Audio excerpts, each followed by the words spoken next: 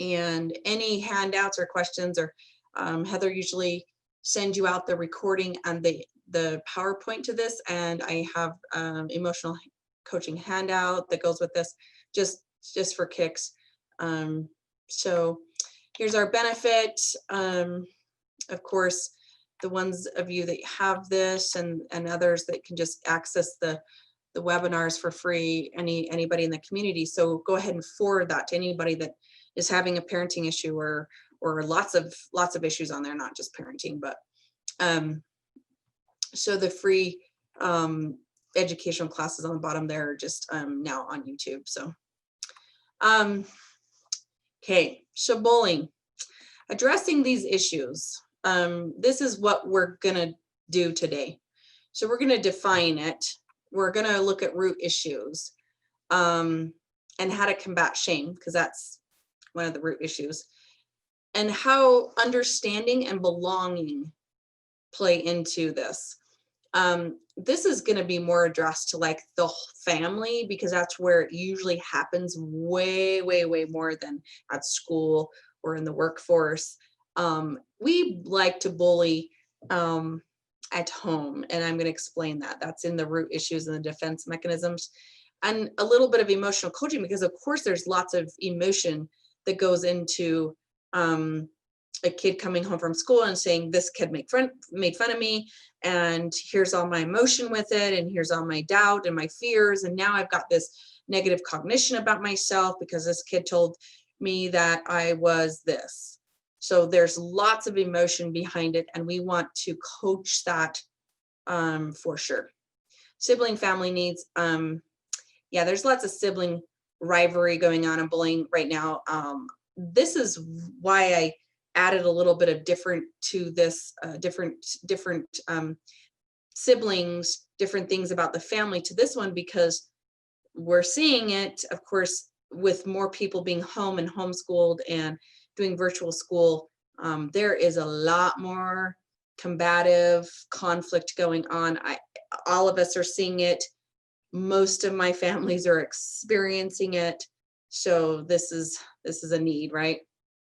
So I'm going to talk about that drama triangle on the side here, and you know what that looks like, what that means.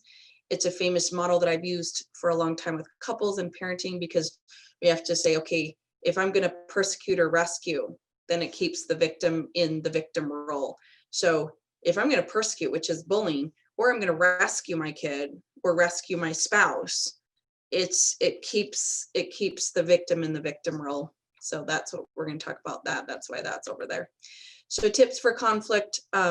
We got to talk about now, what do we do with the conflict after we have the aggressive behavior, the emotional behavior.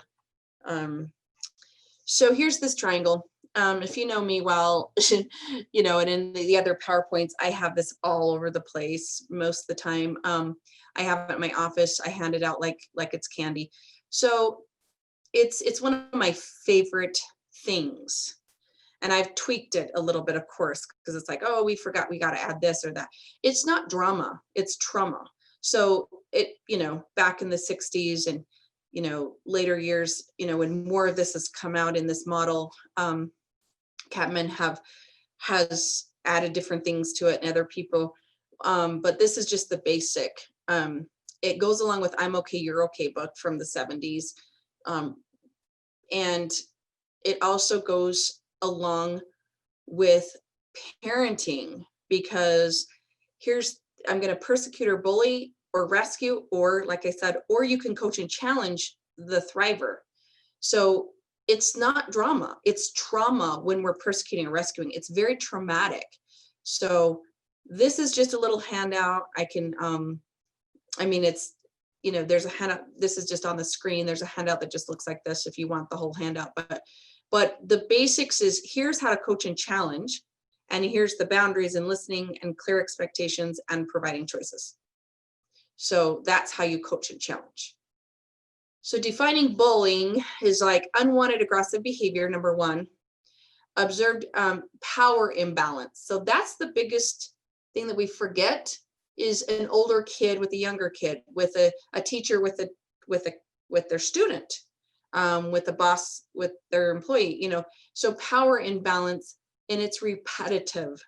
So that's the biggest thing. It's really repetitive. It's one time someone says something to you, they're walking down the hall and you never see that kid again. But this is why unwanted aggressive behavior, power imbalance, and repetitive usually happens at home. And, tell me if I'm wrong, but if you've had any kind of, that's all happening at home, and it's for sure repetitive. So we can call it we can call it what it is. We can call it, I have a sibling that's bullying another sibling, the older to the younger. That is a power imbalance and a repetitive behavior. That's not okay. So then we get into criminal harassment, hazing, or assault. So when I worked with the court system a lot for about 8 years, and prior to that with the court system, in the foster care system, years ago, we never had an electronic harassment charge, that we could use. So we do have that now. It's called electronic harassment. And any bullying or cyberbullying, it's a charge. You can file a complaint and they investigate and they can charge somebody with that. So just know that. And I found like a helpline. I didn't know there was a stop bullying hotline, actually, and not at all. So there's the USA one, 24/7 on there too. And then right under here on this slide, there's some videos. So I put, and they're also in the back as in the references, but here's some really cute videos for kids to watch. That just go through like what bullying is and how to deal with it. So watch a video with your kid, especially younger ones, that so they understand what that is: repetitive, unwanted, and power balance. So let's go into this triangle a little bit. So the persecutor, I'm not okay, but I mean, you're okay, but I'm not. Okay, so you're not okay, but I am, or I'm okay and you're not okay, and I'm okay and you're okay. That's where we want to be. So anyway, so it's when I'm not okay, I'm going to have issues with someone else, always. So, and then I'm going to, we're going to go into those defense mechanisms of why that happens. So the bully says, I'm controlling, I'm going to blame, I'm going to be critical, I'm going to be angry, I'm going to be authoritative. That's the parenting style we don't want. Rigid. It's all your fault. And the challenger says, I'm going to have boundaries. You're capable. I'm going to listen. I'm going to provide choices. And then the challenger knows their worth, so they don't have to take it as a personalization. So that's just a little bit of that. The same thing with the victim here. So the difference between a victim and a thriver is victimization, helpless, I'm hopeless, powerless. Oh, poor me. I give up. And the thriver says, I'm okay, you're okay. So they're assertive, they have problem solving, they keep agreements, they're grateful, they're courageous, they have worth and boundaries. So the biggest thing about a thriver, in a coach and challenger in all of this is boundaries. So I have several webinars on boundaries, parenting with boundaries, boundaries with toxic people. So if you're dealing with a toxic person or any kind of person that you feel like they violate your boundaries over and over again, watch that webinar, because it explains this triangle more in depth, and it is called Boundaries with Toxic People. So just look up that one. I think it's a pretty good one, because I love this model. So, and this triangle explains a lot. So how do you get out of the triangulation is how what that webinar teaches you, how to get out of it. You can have boundaries and everything, but you got to stay out of the triangle and step outside of it. And that webinar teaches you more about that. So root issues, defense mechanisms. So if anybody's heard of defense mechanisms, if you haven't, I'm going to explain what they are. So without going into depth of the frontal lobes and the midbrain and the prefrontal cortex and stuff like that. But what happens is defense mechanisms and your fight, flight, or freeze are all back here in the midbrain. So when you go into fight, flight, and you are like, I might die, or it's past recorded chemicals of the past is always going to deal with the present, because you have recorded everything in the past that's happened. And so we store that. So we have to get to the root issues, which is trauma, which is grief, which is, loss. That's all stored in there. Doesn't mean we're carrying it around all the time and being activated by it, but it's in there. So your self-concept, your abandonment, your shame, denial, and chronic health issues, mental health issues. So if you have a mental health disorder of some sort, that helps us stay in the root issue in the back of the brain too. So this leafy issue is just stuff that can change. Okay. So I have people write down, draw a tree and write down their leafy issues. These things can change with seasons. They don't have to be permanent, but root issues are what you're treating. Okay. But in between there, you have the trunk that is the actual emotions behind it. So you feel betrayed and hopeless and anger and raw. There's a lot of that going on right now, a lot. So you feel stuck, inadequate. So all that together is powerless. So, there's these other emotions that happen, but the emotions that are listed are pretty much a tiny bit of just explaining what powerless looks like. I'm hurt, inadequate, I'm betrayed, I am hopeless. That's a powerless. So that's in the root issue that goes deeper with loss, grief, and trauma. So, and if you want more on trauma, I did a webinar just on trauma, and it explains the different kinds of trauma and these root issues and what trauma does to the brain. I'm trained in EMDR, and that's what we have. The EMDR is one thing that gets trauma unstuck. So one of many, but it's the main thing. So defense mechanisms. These defense mechanisms, if you can't see my screen, I forget sometimes people are just listening, but the defense mechanisms are listed here in just the basic defense mechanisms. The thinking errors are defense mechanisms also, but these are just on top of thinking errors. Like blame is a thinking error. It's on here too. But a thinking error, jumping to conclusions, is a thinking error. Defense mechanisms are on top of that, if that makes sense. So the ones in red I kind of highlighted. These are why, or what's going on when someone bullies and kind of is passive aggressive and will pick on someone else. Denial, shifting focus, of course, blaming. Projection is on an individual of a whole group. So we project on a whole individual group. So comparing, that one we do really well. Let's compare. You're this and I'm that, so I'm better than you, or a better position, or improve their self-image. That's bullying. And displacement is the main one. I should have that, and that's on the next slide. Now, when I say these are narcissistic thinking error traits, but they're defense mechanisms. Like there's other thinking errors, and then there's the main 10, and then there's these other ones, and there's several other kind. Now, when I say this, just because someone's having these traits, just clarifying, you do not have a personality disorder. It's just narcissistic traits. So entitlement, grandiose, revenge, and a one-upper. So you know of that person that's a one-upper, or that just seeks revenge. It's really vindictive when we get to that point. So that's all that is.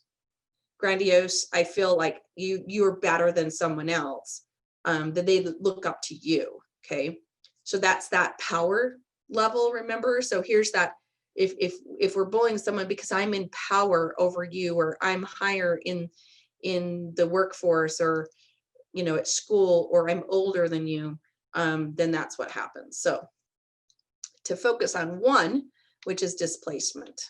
So displacement is, and this is how I always describe it. It's okay, the boss yelled at me. This is how I always say it to people to explain it at work today. So I go home and kick the dog. So the dog is always there. The dog is always going to be innocent. The dog is an easy target. Okay. That's what displacement means. I'm going to displace on, I used to use the analogy of a flag lady. So she was in my group, in my substance abuse group years ago. And she was a flag lady. And she's like, do you know how many times I got flipped off, you know, on the road, you know? And it's like, what is it that it's her fault? Well, that's displacement.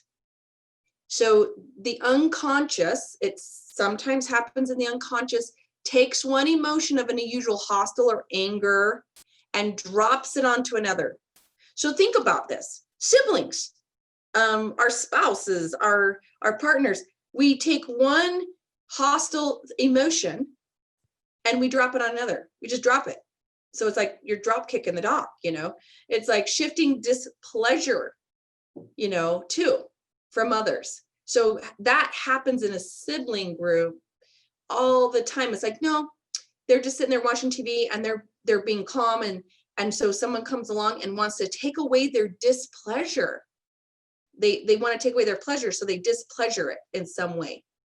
Isn't that crazy? So the less, so causing the stress to be a less threatening target.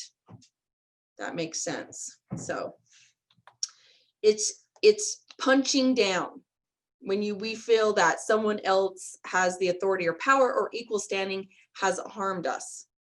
So someone that has the authority, power, or equal standing has harmed us. So we go home and kick the dog. So the closest person that's never going to go anywhere, you know, your spouse or your kid, how many times do we displace on them? And we'll get to how to repair that when we do, because we're going to do it. It's going to happen. It's a defense mechanism, unconscious sometimes.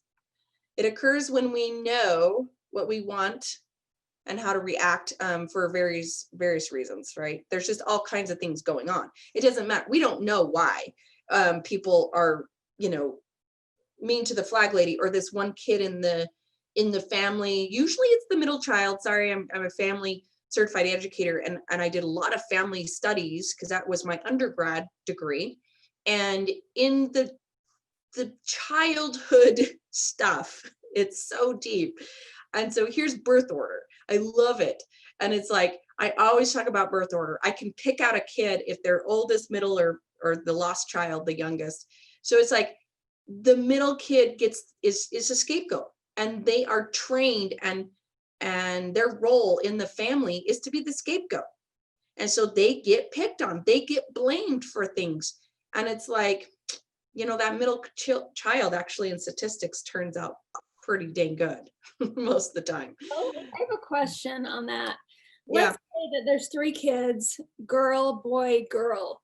Does Mhm. that make any difference? It does. There is some with gender. So if there's an only boy and he's the youngest, he's going to be a lost child big time. Plus he's going to, you know, be different if there's 3 girls older than him a little bit. Talk about my family. Yeah. Most is a girl, middle is a boy, youngest is a girl.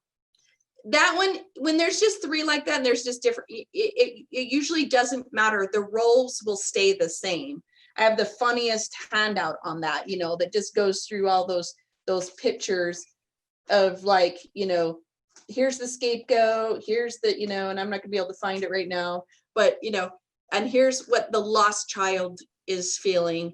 The family heroes, the oldest, and then there's some in between. Of course, if you have a 4 or 5 kids, there's a couple in between. The second one's usually the peacemaker, the second oldest.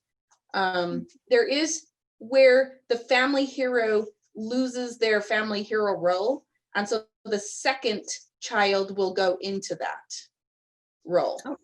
But Okay, it's cool. pretty, I mean, there's a little bit of gender issues, but then the only child will hit different ones of those over the, but they will never go into those roles because they don't have any siblings as much.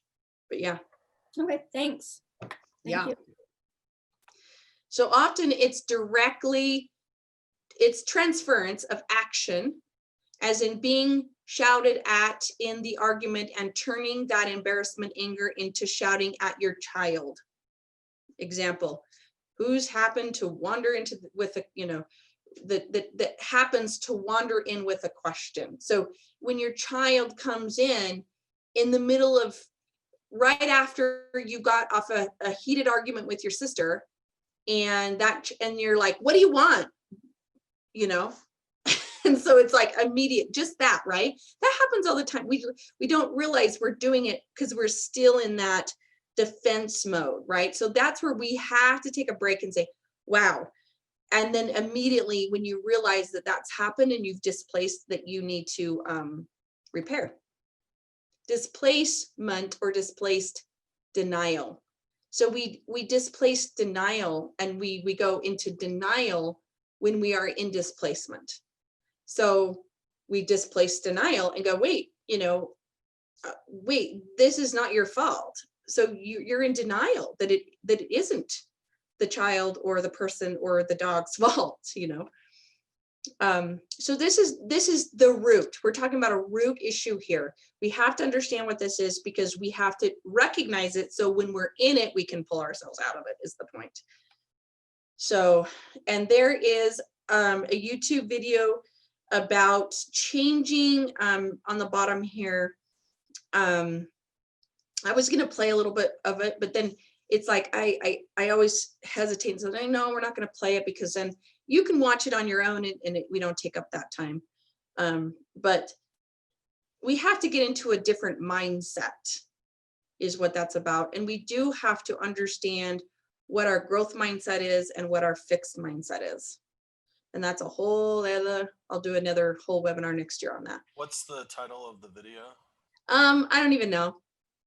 But it's I've got it written down. I've got it referenced, but I'll tell you if I'll find it in here and I'll chat it. Okay. I'll chat it. But I'm like, I don't, it's Yeah, no worries. Yeah. Okay, so the next part of this is shame. So shame is a defense mechanism to our fight, flight, or freeze. So remember, back here is all of our defense mechanisms. It's like we're going to die. So if we feel like we're going to die, we're going to have a defense mechanism of our body reacting. You have a physiological response system because we have a thought that comes in, then we have physiological and self-talk up here a little bit, and our body starts reacting. Then we have a feeling, and then we're going to have a behavior. So we want to watch the behavior part. That's what we have control over. So our fear response brain is our body's automatic built-in system that protects us from threat and danger. So it's like, it's automatic. So if you're reactive though in your childhood, most of the time, if you're in a reactive state or in your adulthood, we have a problem. We have now fired our brain to say, protect us, danger, danger, all the time. And what fires together, wires together. So we're in an automatic threat zone in fear brain all the time. Now tell me what the percentage of that is right now of people. It's in the 80s. People are completely burned out in an automatic system that is just fear brain, fear, fear, fear. Think of how long you go through the day and you're not in fear brain. And you don't have thinking errors and extreme thoughts and thinking error stories that we make up to help soothe ourselves. So we make up these stories that are thinking error stories, and that's what happens. And then we're like, oh, then we have anxiety.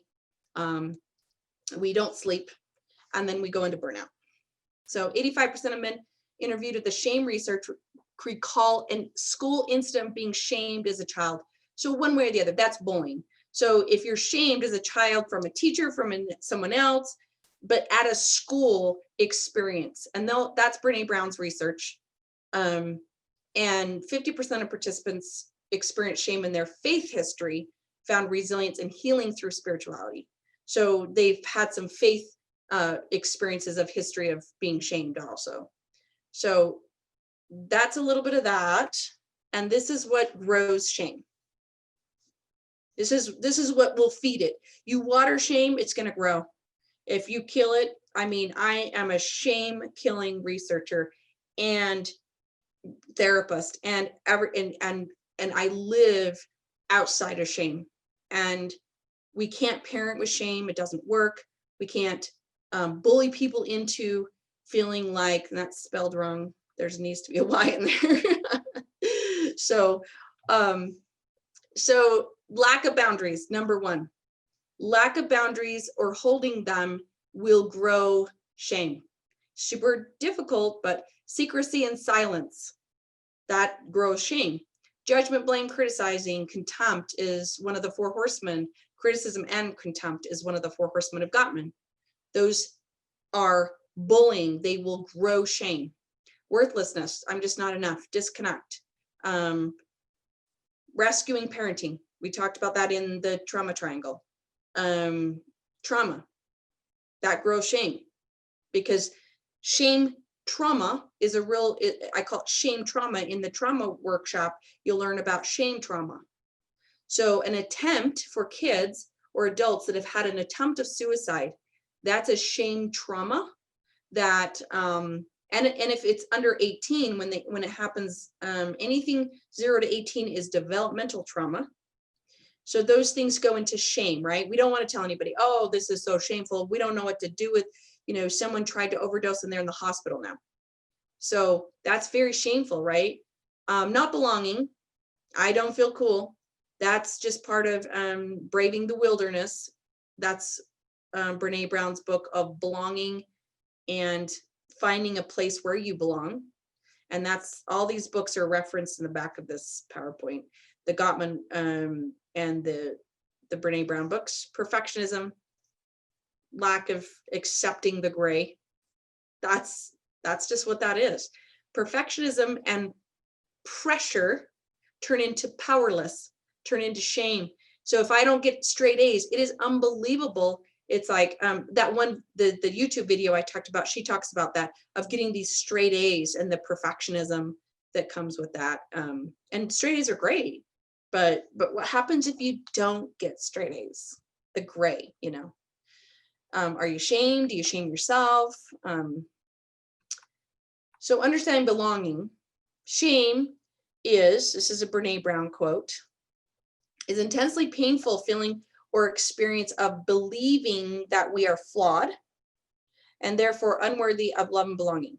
It's also a human need that we need love and belonging. Something we've experienced, done, failed, or makes us unworthy of connection. So what that does is shame kills connection.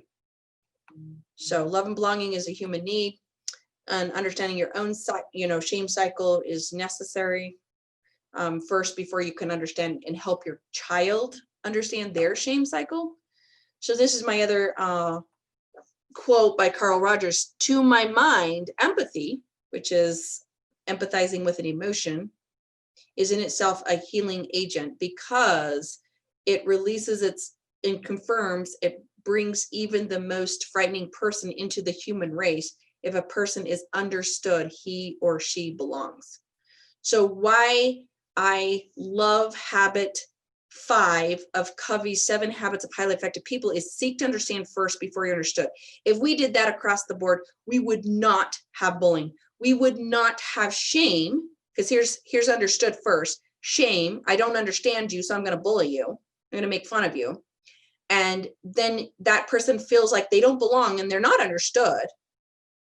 And because they're like, hey, that's not fair. And they're like, oh, just be quiet. You deserve it.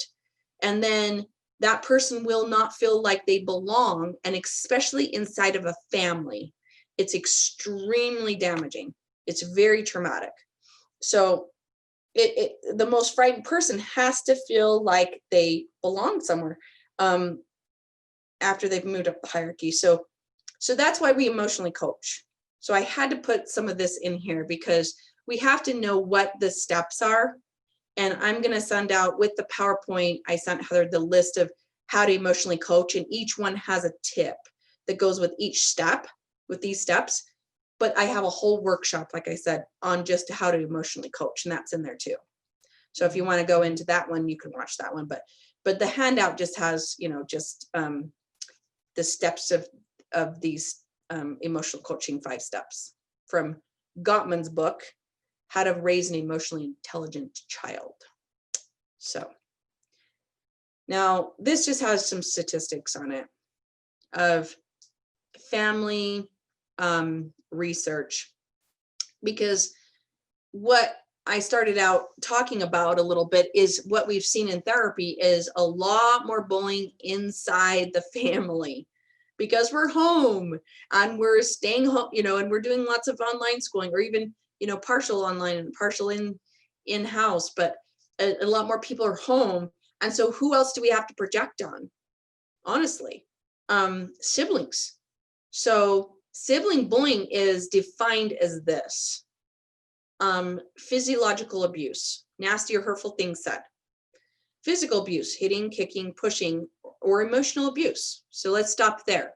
Ignoring one sibling, telling lies, spreading false rumors, that is bullying. That's all of that. So let's stop there. This is my bar that I say in therapy, and I'm very visual. Like, here's our bar. You can't hurt yourself or others. So this is the bar, and that's the law. You can't hurt, I don't care how old you are. Now here's your own family values that go underneath that bar. Well, you can't scream at someone or swear or something, or you can't kick the wall. So you're not hurting yourself or others. Oh wait, yes you are. Okay. So kicking yourself or others is like,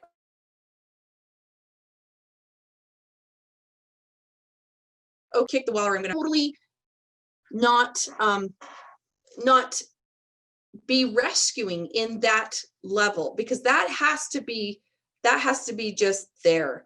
Now, like I said, your own personal values, you put those on the fridge. But here's the bar. Physical abuse, emotional abuse, and physiological abuse is absolutely unacceptable, because as a domestic violence counselor, that's called domestic violence. It's not just an assault, it's domestic violence. It's a misdemeanor, but it's up here, you know. So here's a sibling, you know, are they going to get a misdemeanor? No, but it's domestic violence.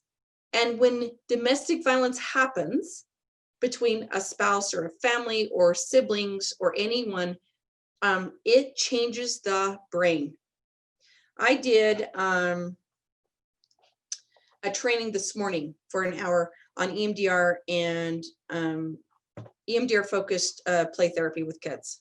And, you know, it reminds me, you know, of course, of what really happens with the brain. And I wrote this down, so I have to find it. But so of course, if we're not understanding this, we don't understand that trauma changes the brain, which is domestic violence. It's very traumatic. So what happens is when there's several domestic violence situations, even 1 to 2, the frontal lobes, which is the frontal cortex, shrinks. This is where we reason, remember, and do self-talk and organize our thoughts. Back here is where we just are in flight or fight. So if we don't have this up here going, and we're not in the present, and then we have trauma that's made this harder to access, if you will, then we're just going to be back here a lot more, and we get super angry. We get angry, we project, we display, all those kind of things. So just being very serious when we're talking about domestic violence, because domestic violence in front of a child, of course, is child abuse. So if you get domestic violence charge and there's children present, you could get a child abuse charge. That's why, because it changes the brain. The brain's wired for connection. Trauma wires the brain to disconnect. So, bully children are twice as likely to have depression, twice, to self-harm, and to report way more anxiety, of course. The study suggests that 13% of depression and 19.3% of self-harm could be contributed just to bullying is it looks like that the causal factor is the bullying, and they're linked to mental health disorders, of course. And that was similar in boys and girls. In lots more on this this blog that was a sibling bullying article on Psychology Today, that the reference is right there on the bottom of this screen too. It talked about a lot of other things, like the difference between girls and boys. Girls are definitely bullied more, which is interesting. Or maybe they just talk about it more, because that's always the issue too. Boys, we always have females talk about more than males at this point still. So there's lots of factors in that. 28% of children were involved in sibling bullying, with physiological abuse being most dominant. Almost 30% physiological abuse. So saying hurtful and nasty things. And this is where I say, what's going on? What's going on? I mean, I had 6 siblings. Everyone, you know, I fought with my siblings too, you know. But the point given here is, in statistics, later on, the children report, I wish my parents would have done something. They kind of ignored it a lot back in the day. So now, grown up now, it's like, yeah, I mean, my parents didn't handle it the best way either sometimes. And sometimes they ignored it. Sometimes they, you know, I got definitely disciplined. But the point is why are we so mean to people we love? And that's where I go, why we need to go to the word kindness. What is it that we can't just be kind to one another in our own homes, where we're supposed to be the safest? So that's that. My little conflict cycle here is how to navigate conflict. Is first, we have to have trust and safety. If a child doesn't feel safe and trusted in their own home, you won't be able to have clear expectations. You're not, you know, listen, clarifying questions, restate the concern, and then negotiate. But we have to start with trust and safety. They're not going to hear that expectation. They're not going to listen, and they're not going to, you know, negotiate with you. They're not going to be able to, because they're not here. So this is why we have to be safe up here first. So here's conflict, a clash of interest. And I love this compassion quote. I have it on my desk in my office at home. Compassion is connecting with the right person over the right issue at the right time, but it's also the right way. So I need to add that on there, but I always just talk about it because it's like, it doesn't need to be on there. The thing about compassion is connecting the right way. You can say something nice without conflict and connect with someone, and even have a disagreement, but you connect in the right way. But that's compassion, and that's also kindness. So if we're going to clash, we have a thinking error story. The root issue is there, all these things. So this is why we had talked about root issues. The racial, class, social, political universe has this personal conflict with us. So then we have a conflict with somebody else over a social or a racial issue or a universal issue. And that's what a conflict makes for us, you know. And then we come up with these thinking error stories that aren't factual. And the clue here is conflict is it's all three of these: emotional, physical, and behavioral. So if there's an emotion, if there's a physical response, and if there's a behavior, then that's a conflict usually. So, okay. So tips to reduce the family conflict, because it's happening more often at home, and it's actually more prevalent at home than anywhere else. Like I said, what's going on with our with hurting people that we love the closest to us? Well, it's a defense mechanism to a lot of other issues. When we're in fear brain back here, we do a lot of other things, and that's what we're in right now especially, and it's not going to get better if we don't correct it. So timeouts, We just call a timeout. Nope, we're not going to discuss this. This is not working. We're in our defense brain. We're not going to reason. We're not going to observe. We're not going to have organization. We're not going to do it, all that's up here. And so we have to take a break until we can get back here. So thought stopping, we just go, okay, wow, I got to stop thought. I have these little cards that show that, and it's like, how do we stop thought? Of course, when I look for stuff, so I do these little cards. I can't see myself in the, so it's like, stop, take a breath, observe, pull back, practice what works. So, STOPP. So it's like that stop, that's the thought stopping process. You stay present, of course. Jumping to conclusions is future. That's a thinking error. We have to stay present. That's up here. Know what's really going on. Look at your root issues. Go back to that tree and go, what's really going on? Loss and grief? Yeah, lots of loss and grief. That is not depression. That is loss and grief. We're losing, we're grieving. The kids that I work with, a lot of family, they're grieving their friends. They're grieving school. They want to go to school, or they want to be with their friends at least. They want something. And the longer this goes on, we're in loss and grief, the longer this goes into post-trauma. So really know what's going on and be a little patient with that, and then get help. Get grief and loss counseling. So you've got to be emotionally intelligent. That's the emotional coaching. Seek to understand first. We talked about that. Habit 5.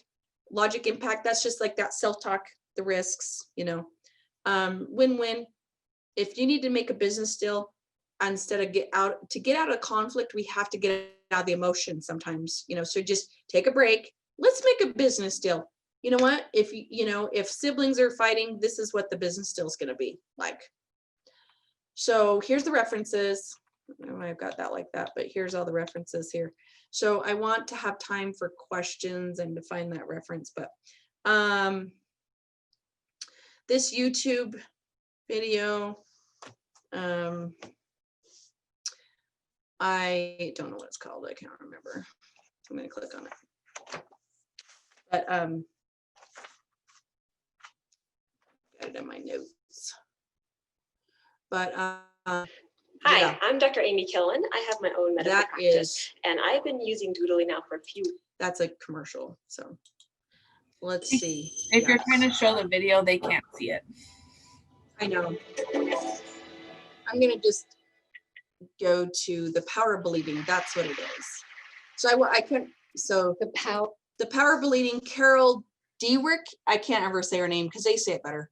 But the power of believing is she's wrote the book on growth mindset, fixed mindset, and what that means. So yeah, the power of believing. It's just a really good video and about the brain, and to say, okay, what does that look like when we have the power, which is everything I do, is how do we gain power? And she has some good statistics about school in there and about some other things. So there you go. Okay, let's look at some questions. So I don't know what links you had earlier, but someone asked if you could put the links in the chat. Were they just in your PowerPoint? They are, and there's on that one of the first pages, it's about the videos. And so here they are again at the reference page. So this stopbullying.gov and childhood101.com/bullying videos for kids. So those are just videos that you can show your kids and say, let's talk about bullying. Let's have a family, hot topic time. I call mandatory family fun. And we're going to all watch a movie on bullying. And then we're going to show you what happens to the brain when we're bullied consistently. And we're going to stop bullying in this house, because we are all here to be kind to each other and not change our brain to be reactive. I mean, seriously. And then you can watch this. This is set up so all teenagers and kids can watch this. And the next one next week that I'm doing a week from today is on school burnout and disconnect from motivation. So how to get to the motivation stage, that's next week. So all kids, teenagers, anybody that can watch these later or watch it live Wednesday at noon, but you can just watch it later on YouTube. It's like, well, this is mandatory fun, and if you watch this with me, then you'll get $20 and a pizza. I don't care what you do. That's called a reward system, and I am all for reward system. So, so let's see. And then those links, you guys, when I send the PDF version of this, you'll be able to click them off of that, and then it will take you right to it. Yeah, because they're right here in this reference. You can click right on them. Yep. And so then the next question was, what was the 3 types of abuse that equal domestic violence? Well, the physiological, emotional, and physical. So those are all those 3 for sure. There's others, but you know, just emotional, psychological, and physical. So domestic violence, you never have to touch anyone. You can't throw something across the room at someone when you're angry. That's domestic violence. So you can't break your own stuff. You can't, I always say, you can't throw this pen at somebody when you're mad, you know, doing your homework. That's domestic violence. So it's not touching anyone. And that's why it is a lot more damaging than we think and we know about, because it's physiological and it's emotional. And just constant, anything that's repetitive, like bullying, repetitive harassment is domestic violence inside the home. Domestic just means, or partner, intimate domestic violence is anyone you're related to or you've lived with. And it's like, why, what is it that we do that to those people that we live with? So. Okay. And then someone just had a comment that said, I've participated in EMDR, and it is quite interesting how you can access those blocked out zones. Yes. And blocked out zones, for those that you know, would mean whoever's saying that's meaning that they are stored and blocked. It's called repression and regression. And, so those are a defense mechanism that's on that list. So if you go back to the defense mechanisms list, that is how we survive. Defense mechanisms, how we survive every day and get through life, but they don't serve us well as adults. So we block them out. So regression or repression, we block them out. And the only way that EMDR, the only thing that does that is EMDR. So you can go back to a float back memory that is connected to your negative cognition. Okay. And then someone had how these thought process, sorry, the first one before that I missed. Yeah. They said, I'm not sure if this is possible, but is there a way I can contact you privately to ask some additional questions and some other things? If so, how would I do that? So contact information on the front thing. You can always text me on that cell, but you can make an appointment. I'm in the Murray office face-to-face for if you have this benefit, Monday and Wednesdays, and I'm in Orem on Thursdays, and I do private practice with the EMDR. So you can call, make an appointment, or you can text me, but yeah. Cool. And then the next question is, how can these thought processes be expressed in co-parent situations like bullying and stuff? I have a co-parenting workshop and it's really good. And so, yes, this is where there's dominance, right? Of like one, and there's always, I can say always to that one, displacement in co-parenting situations sometimes. And it's like, so there's a workshop just on that. But the thing is that number one is boundaries. It's just boundaries. It's like, I'm sorry, I don't need to be bullied into this. These are the rules, these are the facts, and here's my boundary. And that is done as a business deal. Divorce, co-parenting, whatever it is a business deal. And that's my specialty. I go into how do you make this a business deal? Take yourself out of the defense mechanisms and take the emotion out of it and do a win-win. That's a business deal. So, and if you have any more questions on that, if that helps. But always emailing. It's just an email with communication. Yeah, and I talk about that in the co-parenting webinar. Okay. So the next one is, how do you support kids from doing that repetitive psychological violence? Where's the starting point in ways to do that? Yes, so we didn't get to that very much, right? So that's Love and Logic's book. Or so how do we consequence? How do we give consequences when kids have this physiological violence and this anger, this underlining root issue of shame? I feel flawed, so I'm going to project and displace on my little sister. There is serious physiological violence damage that happens with that, and it's repetitive. So it's like, how do we consequence for that? We have to revamp the whole family with your family values. These are our values. This is on the fridge. This is what respect means. We are not going to touch anyone. So this is the one example I'll give you. So I have a hula hoop and it's a home because I've been using it in my office at home. But here's a hula hoop. Here's like, you put a hula hoop around and it's like, why have we not taught physical space as a boundary? So physiological, okay, that's words, but here's space too. So here's words, but if words can, get inside your hula hoop, that's the same thing. It's not okay.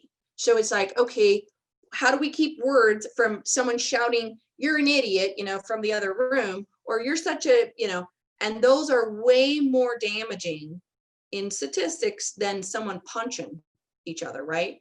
But here's your physical space, and then here's your emotional space. And when you go through boundaries in parenting, I list all those boundaries. There's 6 types of boundaries. One of them is emotional, and one of them is physical. Teach your kids that there is boundaries with emotional health, and that's your physiological violence of like calling names, harassing with calling, and that's just shame too.